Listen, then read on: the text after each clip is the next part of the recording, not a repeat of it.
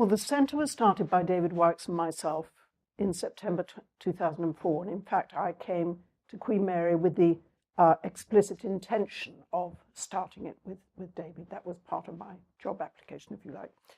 And it's a collaboration between the School of English and Drama and Dr. Williams's library, of which David is the director.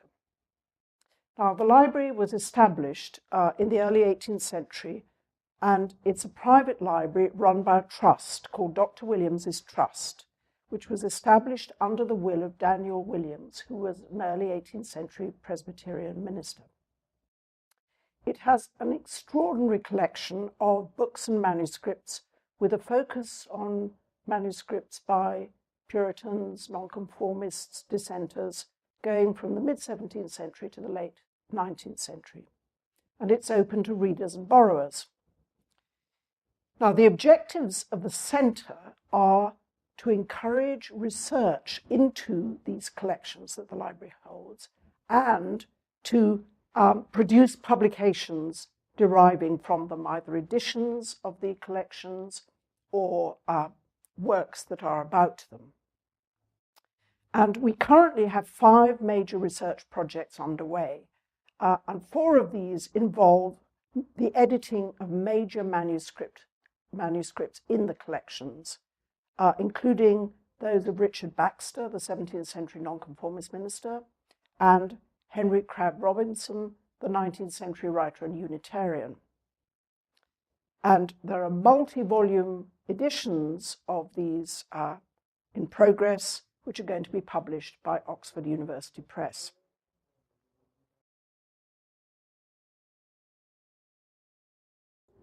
The research project which I lead, the Dissenting Academies project, is providing a much-needed new history of the dissenting academies. Now, these academies date from the later 17th century to the mid-19th century, when nonconformists, who were later known as dissenters, were unwilling to take the religious tests that were required in order for a student to study at Oxford or Cambridge or take a degree.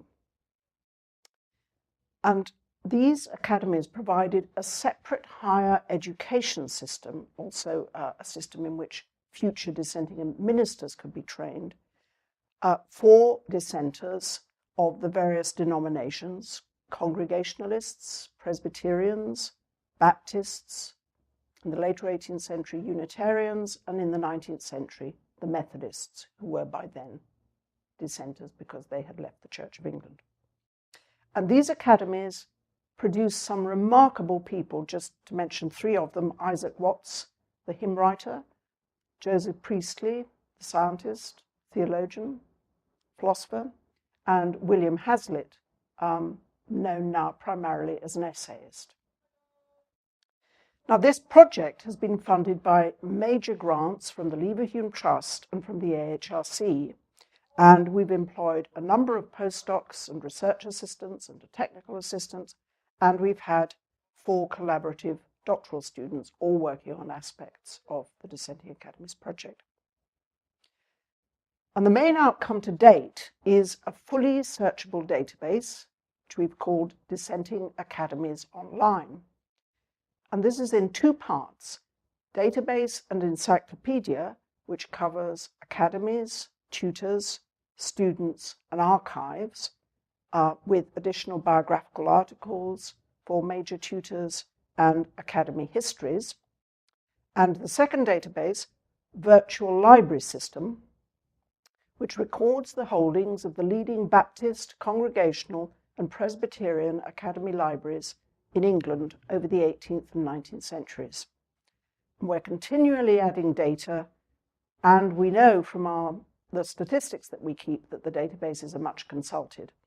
And a major book is in progress to be published by Cambridge University Press. So there will be a print outcome alongside the databases. And the databases underpin the work of the researchers for the book, as well as providing a whole entry into the world of the academies to the general public.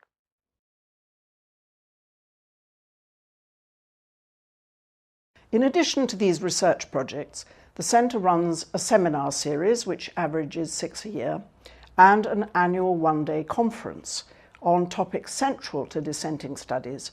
For example, the hymn, the Bible, anti-slavery, architecture, worship, the effects of the 1662 Act of Uniformity, or focusing on major figures such as Priestley or the Aitken family.